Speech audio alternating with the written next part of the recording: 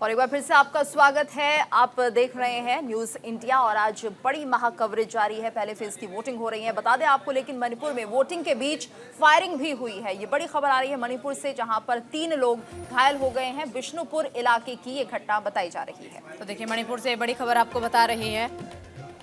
Bimol polling booth पर हिंसा हुई है। मणिपुर में वोटिंग के बीच फायरिंग, ये बड़ी खबर मणिपुर से आपको बता रहे हैं। देखिए, वोटिंग के बीच फायरिंग का मामला मणिपुर से आया और फायरिंग में 3 लोग घायल हुए हैं, ये भी जानकारी मिल पा रही है। बिष्णुपुर इलाके की ये घटना बताई जा रही है। मणिपुर के बिष्णुपुर इलाके में फायरिंग का मामला सामने आया। मणिपुर में पोलिंग बूथ पर हिंसा। इससे पहले सुबह भी मणिपुर से ही बड़ी खबर मिली थी, जब पोलिंग बूथ पर झड़प हुई थी और एक बार फिर से मणिपुर में हिंसा हुई है, फायरिंग हुई है। फायरिंग के दौरान 3 लोग बताए जा रहे हैं कि घायल हुए हैं इस फायरिंग में। तो देखिए, आज लोकतंत्र का महापर्व है और इस बीच इस तरीके की खबरें मिलना ये बेहद ही दुखदाई खबरें हैं, क्योंकि लोकतंत्र का पर्व है। अपने मत का इस्तेमाल करने के लिए जब जनता जनार्दन घरों से बाहर निकलते हैं तो उस वक्त इस तरीके की घटना सुन करके बड़ी हैरानी होती है। तो वहीं 21 राज्यों की 102 सीटों के लिए वोटिंग जारी है। मतदाता कर रहे हैं बढ़ चढ़कर अपने मत का इस्तेमाल। अब तक त्रिपुरा में सबसे ज्यादा मतदान हुआ है। मतदाता बढ़ चढ़ करके लगातार मतदान कर रहे हैं और सबसे ज्यादा जो मतदान है वो त्रिपुरा में हुआ है। और अब तक त्रिपुरा में सबसे ज्यादा मतदान की खबर आ रही है। बिहार में सबसे कम मतदान हुआ है। लगातार हम ये कवरेज आपको दिखा रहे हैं। 21 राज्यों की 102 सीटों के लिए वोटिंग जारी है और बता दें आपको, बिहार में सबसे कम मतदान हुआ है। मतदाता हालांकि बढ़ चढ़कर मतदान कर रहे हैं और हमारी भी यही अपील है, न्यूज़ इंडिया की भी यही अपील है कि सभी अपने घरों से बाहर निकले और मतदान करें, अपने मताधिकार का इस्तेमाल करें। बिहार में सबसे कम मतदान हुआ है। तो ये बड़ी खबर आपको इस वक्त बता रही है। देखिए, 21 राज्यों की 102 सीटों पर आज मतदान हो रहा है और इन 102 सीटों पर 1600 से ज्यादा उम्मीदवार अपनी किस्मत आजमा रही हैं। अब जनता किसे का साथ देती है और किसका साथ नहीं देती है, ये 4 जून को पता चलेगा। लेकिन अगर वोटिंग परसेंटेज की बात की जाए तो 2019 के मुकाबले इस बार 2024 में वोटिंग परसेंटेज थोड़ा कम हुआ है। अब इसके पीछे की वजह क्या है, क्या कारण रही है, ये नेताओं को सोचने पर मजबूर करती है। बिहार में सबसे कम मतदान हुआ है और त्रिपुरा में सबसे ज्यादा मतदान हुआ है। लगातार ये वोटिंग परसेंटेज हम आपको बता रहे हैं। बता दें कि बिहार में सबसे कम मतदान हुआ है और त्रिपुरा में सबसे ज्यादा मतदान रहा। कुल मिलाकर ये माना जाए कि हालांकि जो वोटिंग परसेंटेज है उसे बढ़ने की उम्मीद जताई जा रही है, लेकिन फिलहाल ऐसा होता हुआ अभी नहीं दिख रहा है। कुछ आंकड़े जो लगातार सामने आ रहे हैं उसके हिसाब से बिहार में सबसे कम मतदान हुआ है। कारण क्या है, इसके पीछे जानने की कोशिश की जाएगी। लेकिन फर्स्ट फेज की वोटिंग चल रही है। 21 राज्यों की 102 सीटों के लिए वोटिंग जारी है और लगातार यही अपील लोगों से की जा रही है कि वो घरों के बाहर निकले, मतदान करें। और ये बेहद ज़रूरी है, क्योंकि अगर आप अपने जिस तरह से सवाल उठाने का हक रखते हैं, अगर आप अपने जनप्रतिनिधियों को कटघरे में खड़ा करते हैं सवाल पूछने के लिए, तो कम से कम आपको वोटिंग करनी ज़रूरी है। अब तक त्रिपुरा में सबसे ज़्यादा मतदान हुआ है, वहीं बिहार में सबसे कम ये प्रतिशत रहा है। आखिर क्या वजह रही है, क्योंकि अभी ज़्यादा समय है नहीं, देखना होगा कि क्या ये आंकड़ा बढ़ेगा या इसी तरह से ये जो आंकड़े निकलकर सामने आ रहे हैं इनके पीछे क्या कुछ वजह है, कारण है। क्या जनता लोग सरकार से खुश नहीं है, क्या लोग अपने मताधिकार का इस्तेमाल करने के लिए जागरूक नहीं है, तमाम ऐसे सवाल जो उठ रहे हैं। लेकिन फिलहाल कुछ आंकड़े हम आपको दिखा रहे हैं। लगातार जो वोटिंग परसेंटेज निकलकर सामने आ रहा है, फिलहाल अब तक त्रिपुरा में सबसे ज्यादा मतदान हुआ है। और त्रिपुरा में अगर जिक्र किया जाए तो 3 बजे तक के जो आंकड़े हैं वो है 68.35%। त्रिपुरा में वोटिंग हुई और ज्यादा जानकारी के साथ सहयोगी अनुज अवस्थी हमारे साथ जुड़ चुके हैं। अनुज, फिलहाल कितना वोटिंग परसेंटेज हुआ है उत्तराखंड में, क्या कुछ जानकारी मिल पा रही है? बिल्कुल, उत्तराखंड की अगर बात करें तो शाम 4 बजे तक की वोटिंग परसेंटेज में करीब 45% की वोटिंग परसेंटेज पूरे उत्तराखंड में हुई है, जिसमें से नैनीताल लोकसभा सीट की अगर बात करें तो 39% नैनीताल लोकसभा सीट में वोटिंग परसेंटेज हुई है। और अगर अल्मोड़ा सीट की अगर बात करें तो 39% हुई है। हरिद्वार लोकसभा सीट की अगर बात करें तो करीब 40% की वोटिंग परसेंटेज हुई है। तो कुल मिलाकर के जो ये वोटिंग परसेंटेज है करीब 45% के आसपास वोटिंग परसेंटेज हुई है। पूरे उत्तराखंड में अभी भी मतदान चल रहा है और शाम 5 बजे जो लोग 5:15 हो चुके हैं, जो लोग बूथ के अंदर है उनको मतदान के लिए अंदर कर दिया गया है, लेकिन फिलहाल बाहर के गेट बंद कर दिए गए हैं क्योंकि चुनाव राज्य निर्वाचन आयोग की जो गाइडलाइन थी सुबह 7 बजे और शाम 5 बजे तक वोटिंग होनी थी। पहाड़ के क्षेत्रों की अगर बात करें तो वहां पर भी जो लोग अब गेट के अंदर आ चुके हैं, पोलिंग बूथ के अंदर आ चुके हैं, उनको मतदान करने दिया जाएगा। इसके अलावा फिलहाल वोटिंग अभी रोक दी बंद हो गई है। साथ ही साथ अगर बात करें सभी लोगों ने लगभग मतदान कर दिया है। फिलहाल अभी तक राज्य निर्वाचन आयोग की आखिरी प्रेस कॉन्फ्रेंस होती है जिसमें पूरे राज्य को लेकर के बताया जाएगा कि कितना वोटिंग परसेंटेज हुआ। बिल्कुल अनुज, और क्या माना जाए उत्तराखंड में क्या शांतिपूर्ण मतदान रहा? क्या कहीं कोई ऐसी अप्रिय घटना तो देखने को नहीं मिली? बिल्कुल कई जगहों पे देखने को मिला। हरिद्वार सीट की अगर बात करें तो हरिद्वार में कई जगह पे छिटपुट कुछ घटनाएं देखने को मिली, जहां पर एक बुजुर्ग व्यक्ति जिनको ईवीएम से दिक्कत थी, जो ईवीएम का बहिष्कार कर रहे थे, उनका कहना यह था कि आप बैलेट पेपर से चुनाव कराएं। उन्होंने ईवीएम को उठा करके जमीन में पटक दिया। वो एक मामला सामने जरूर आया था। हालांकि उसमें जो शख्स थे उनको गिरफ्तार कर लिया गया है पुलिस के द्वारा। वहीं टिहरी क्षेत्र की अगर बात करें तो टिहरी क्षेत्र में एक जगह पे वोटिंग का बहिष्कार किया गया।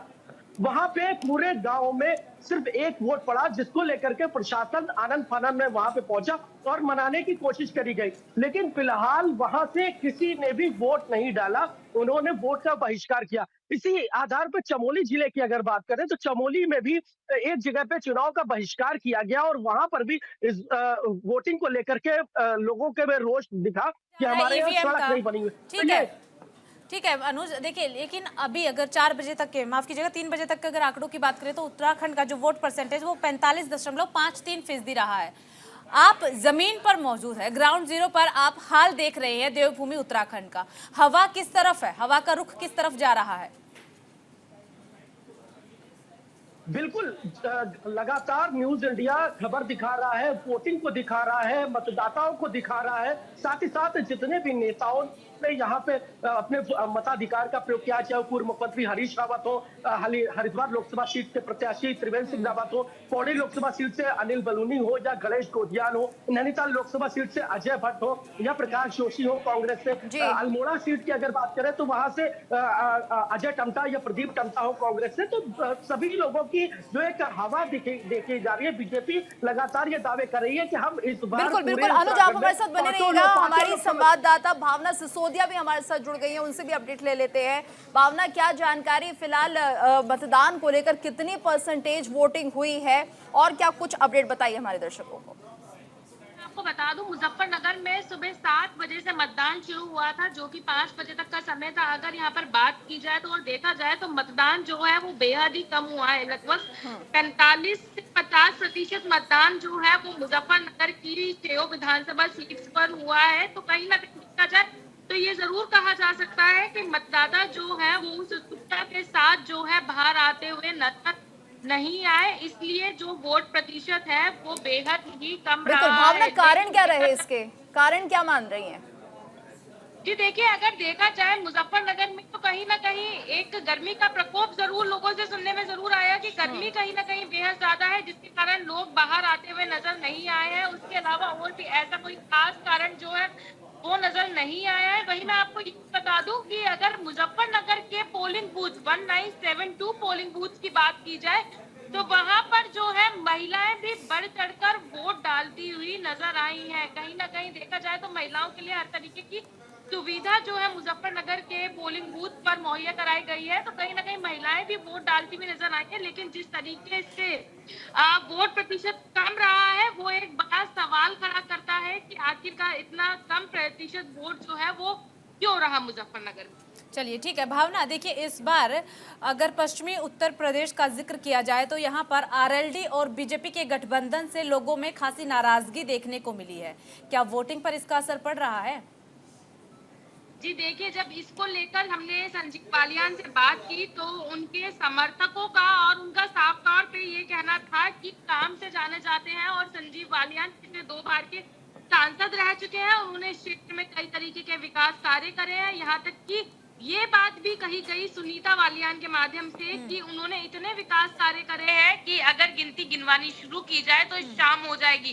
कहीं ना कहीं देखा जाए तो संजीव बालियान जो है उनके समर्थक भी जो पोलिंग बूथ पर है वो नजर आए, और जो गठबंधन है उसको लेकर जिस तरीके से ठाकुर समाज में एक नाराजगी देखी जा रही है, तो कहीं ना कहीं वो नाराजगी जो है वोट प्रतिशत पे कितना पड़ती है वो देखने वाली बात होगी। इसका फैसला तो 4 जून को ही होगा। चलिए ठीक है भावना, किस किस मुद्दों को ध्यान में रखते हुए पश्चिमी उत्तर प्रदेश की जनता है जो वोट कर रही है, कौन से मुद्दे जहन में है यूपी की जनता के? जी मैं आपको बता दूं, यूपी में अगर वोट की बात की जाए तो जिस तरीके से चौतरफा विकास यूपी में हो रहा है उसको लेकर जो है लोग बेहद ही खुश होते नजर आए हैं। वहीं लोगों की समस्या और चौतरफा विकास का मुद्दा ही जो है यूपी में, पश्चिमी यूपी में जो है बरकरार दिखा, उसी को लेकर जो है। ठीक है, चलिए विवेक तिवारी भी, भावना ठीक है, बिल्कुल विवेक तिवारी हमारे साथ जुड़े हुए हैं, एक बार उनका भी रुख कर लेते हैं। विवेक, क्या कुछ अपडेट इस मतदान को लेकर, कितना प्रतिशत सामने आ रहा है? देखिए 3 बजे तक जो आंकड़ा था पूरे उत्तर प्रदेश का औसत वो था 47.4। 5 बजे का जो परसेंटेज है वो थोड़ी देर में अभी आएगा, 15 से 20 मिनट उसमें और लगेंगे। लेकिन जो ट्रेंड चल रहा है सुबह से और अब तक, उसको देखते हुए लगता है कि ये बहुत एक्स्ट्राऑर्डिनरी मतदान नहीं होने जा रहा है। 60% के आसपास उत्तर प्रदेश में पहले फेज में एवरेज मतदान होने की संभावना है जब अंतिम आंकड़े आएंगे, यानी 6 बजे तक।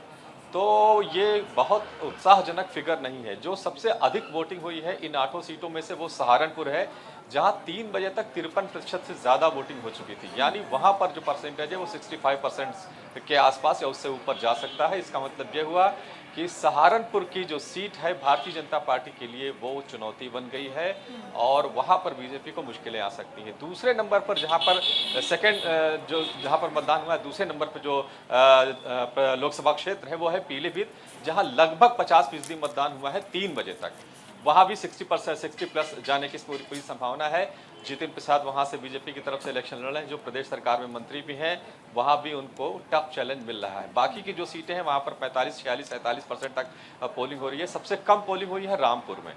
चलिए ठीक है विवेक, आपके पास लौटेंगे। और इस बीच बड़ी खबर, पहले चरण में 102 सीटों में कई राज्यों में वोटिंग खत्म हो चुकी है। सुबह 7 बजे से वोटिंग पड़ रही थी, लेकिन कई राज्य ऐसे जहां पर अभी वोटिंग खत्म हो चुकी है और कुछ सीटों पर मतदान जारी है। मतदाताओं ने जम करके मतदान किया है, ये बड़ी खबर आपको बता रहे हैं। पहले चरण की 102 सीटों के लिए मतदान हुआ है, जिसमें कि कई राज्यों में फिलहाल वोटिंग खत्म हो चुकी है। गीतू, बिल्कुल, और कई राज्यों में वोटिंग खत्म हुई है आंचल, और कहा यह भी जा रहा है कि कुछ ऐसे राज्य हैं जहां पर बम्पर वोटिंग हुई है, यानी 60% को यह आंकड़ा क्रॉस कर गया है। मतदाताओं ने यहां पर जमकर मतदान किया है, लेकिन कुछ ऐसे राज्य भी है, कुछ ऐसी सीटें भी हैं जहां पर मतदान कम हुआ है और ये चिंता का विषय है। तो लगातार जिस तरह से हम अपने दर्शकों को बता रहे हैं, अभी हमारे संवाददाता विवेक भी हमें बता रहे थे कि अगर उत्तर प्रदेश की बात करें तो 50% मतदान हुआ है और ये कम मतदान में आंका जा रहा है। हालांकि भी वोटिंग चल रही है यहाँ पर कुछ जगहों पर, लेकिन जिस तरह से मतदाता यहाँ पर निकलकर उस हिसाब से नहीं आए जो उम्मीद की जा रही थी,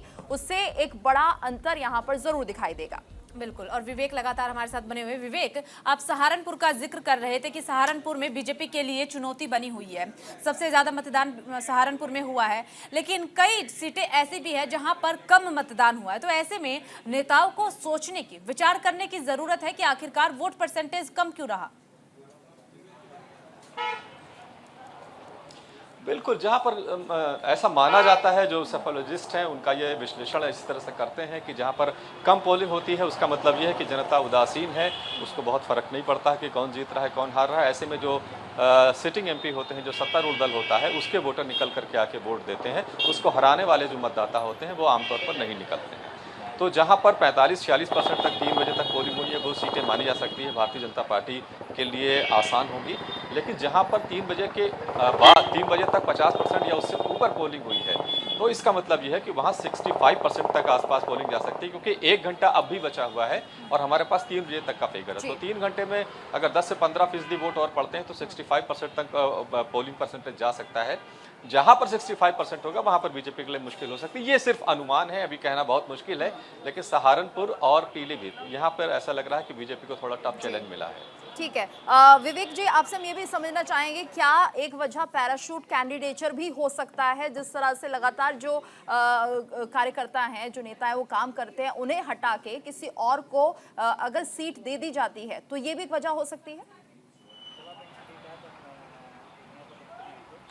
बिल्कुल, इसका फर्क तो पड़ता ही है। पीलीभीत की अगर हम बात करें तो वरुण गांधी वहां से सांसद थे, बहुत लोकप्रिय सांसद रहे हैं, लेकिन जो भी परिस्थितियां बीजेपी में रही उनको टिकट नहीं मिला है और वो कैंपेनिंग में भी बीजेपी की तरफ से नहीं दिखाई पड़े हैं पीलीभीत के अंदर। उनको आना चाहिए था, पार्टी का जो भी प्रत्याशी रहा हो, लेकिन वो एक तरह से उन्होंने बॉयकॉट किया है। तो शायद इसका असर पीलीभीत में हमको देखने को मिल रहा है कि बीजेपी के लिए थोड़ी मुश्किल वहाँ पर हो रही है।